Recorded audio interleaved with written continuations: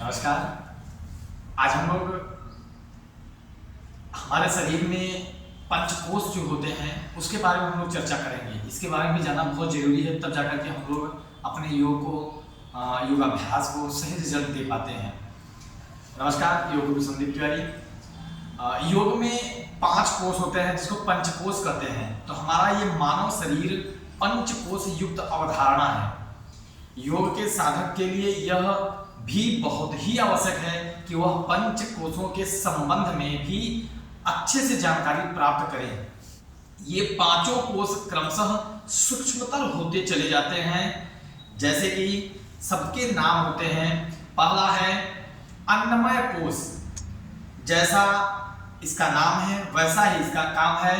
यह हमारा प्रथम कोश है, हमारे भौतिक स्थूल शरीर से संबंधित होता है। दूसरा है प्राणमय कोश। यह हमारे प्राण से संबंधित कोश है। प्राणमय कोश सूक्ष्म शरीर की अपेक्षा कहीं अधिक सूक्ष्म होता है। हमारे प्राणमय शरीर आकार प्रकार स्थूल शरीर से एकदम मिलता जुलता है। तीसरा कौन सा है? मनोमय कोश। यह मन से संबंधित माना जाता है।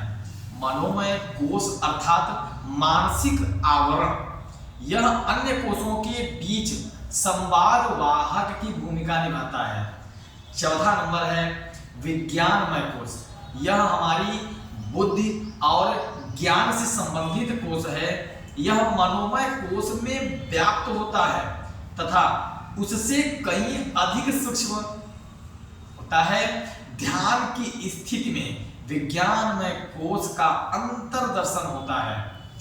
पांचवा और अंतिम कोश माना गया है आनंदमय कोश के नाम से। यह हमारा सूक्ष्मतम कोश है। इसमें आनंद ही आनंद होता है।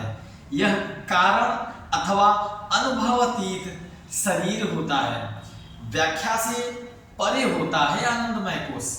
योग के अनुसार मानव की ऊर्जा के 5 उपरोक्त जो भी हम लोग चर्चा किए हैं वो सारे तल माने गए हैं, जिनका परस्पर सह अस्तित्व है।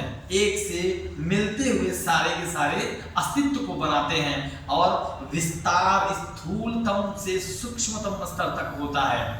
इन्हें ही पंचकोश कहा जाता है।